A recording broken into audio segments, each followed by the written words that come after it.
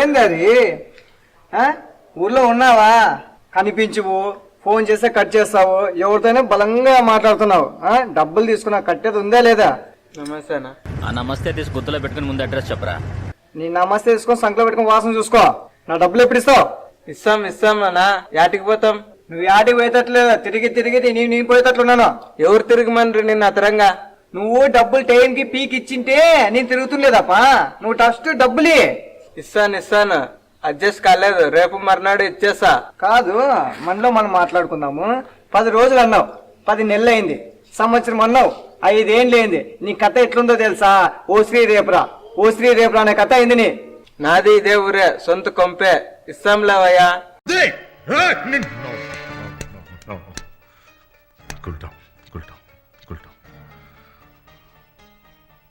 మాటలు నేర్చాడు వీడు.